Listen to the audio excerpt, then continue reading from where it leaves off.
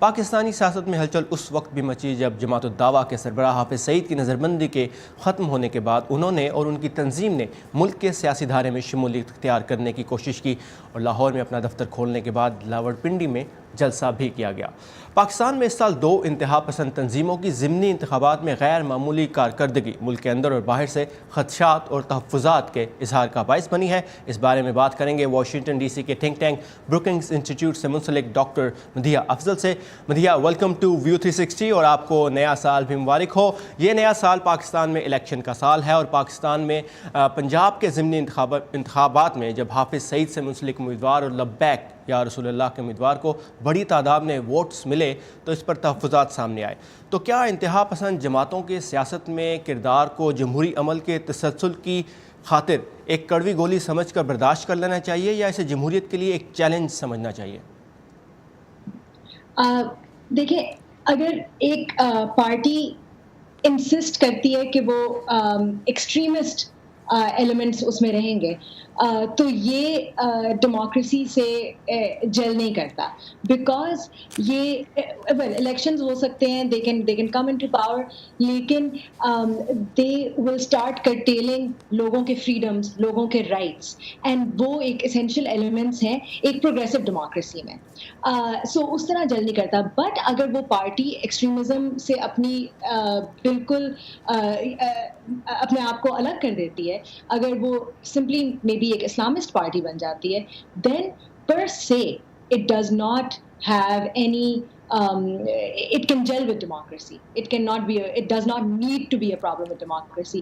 But جس طرح یہ پارٹیز آج کل کانسٹیٹیوٹیڈ ہیں، یہ ایکسٹریمسٹ پارٹیز ہیں، and so this is certainly going to be a problem, کیونکہ وہ جو پالیسیز اگر وہ ان پاور آتے گئے تو وہ جو پالیسیز امپلیمنٹ کریں گے وہ لوگوں کے فنڈامنٹل رائٹس کو کرٹیل کر دیں گے۔ تو آپ نے کہا کہ یہ ایک پرابلم ہے، لیکن اگر دیکھیں تو پاکستان کے وزیر دفاع خرم دستگیر نے کہا ہے کہ جماعت الدعویٰ کے سربراہ حافظ سعید اور ان کی جو تنظیم ہے اس کی ملکی سیاست میں شمولیت سے ملک میں تشدد کا جو عنصر ہے وہ ابھرنے کا خدشہ ہے، اور دوسری طرف وزارت داخلہ نے بھی اس پر اپنے خدشات کا اظہار کیا ہے، تحفظات کا اظہار کیا ہے۔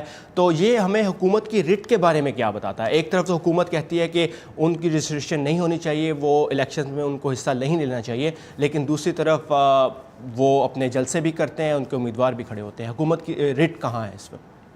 حکومت کی رٹ اس میں ایک بہت انٹرسٹنگ کویسچن ہے۔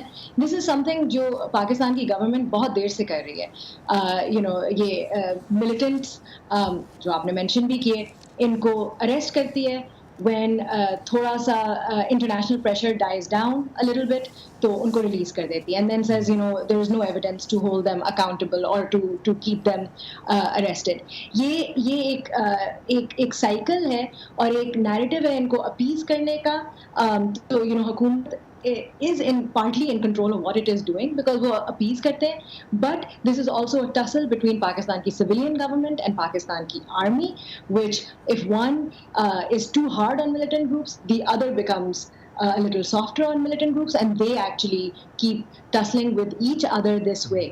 And اس میں what the government is doing is it اپنے جو narrative ہے on extremist groups ان کا وہ it is confusing for the population.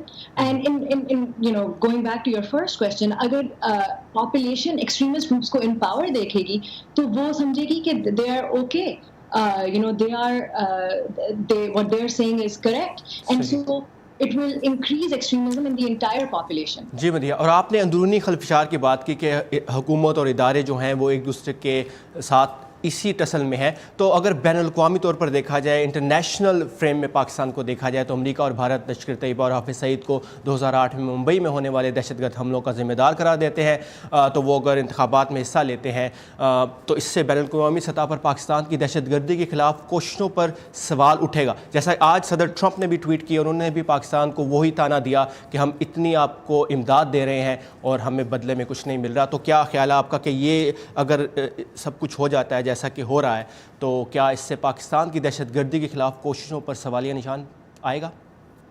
آئے گا اینڈ آتا ہے اینڈ انکریز ہی کر رہا ہے، بیکاز ابھی کرنٹ جو ٹرمپ ایڈمنسٹریشن ہے دے آر ویری ووکل اور بہت اسٹرانگلی پاکستان کو ہولڈ اکاؤنٹیبل کرنے کی کوشش کر رہے ہیں اس چیز میں. اینڈ پاکستان کی جو اسٹیٹمنٹس ہیں سیئنگ کہ ہم نے we are winning the war against terror, we have taken action against all terror groups on our soil, that doesn't hold true.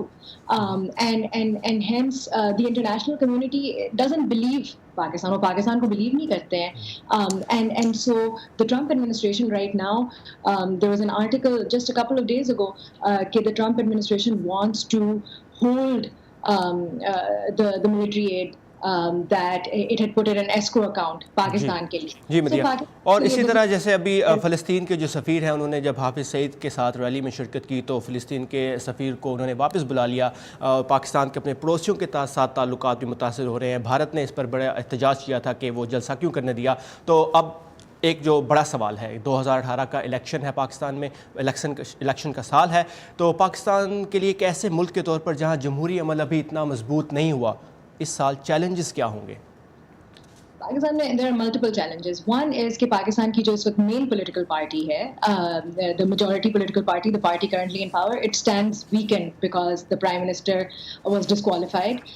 So that party stands weakened. The other parties are not strong enough right now کہ وہ helm لیں. The other challenges جو ہیں یہ کہ extremist parties are coming into play, اور on the other hand progressive side پہ space بالکل کلوز آف ہوتی جا رہی ہے. There is no political organisation for Pakistan کی پروگریسو ایلیمنٹس. اور پاکستان میں there is a vast centre. Pakistan has some extremists, ایک centre, and then it has a progressive side, and neither the centre really and the progressive side certainly ان کو کوئی representation نہیں ہے. So this is only going to create conflict in the country. جی مدیہ, بالکل. اور جیسے 2017 پاکستانی سیاست میں ہلچل کا سال رہا, 2018 بھی ایسے ہی نظر آ رہا ہے, الیکشن کا سال ہے. ڈاکٹر مدیہ افضل ہمارے ساتھ تھیں واشنگٹن ڈی سی سے. Thank you Madiha for your time and insight.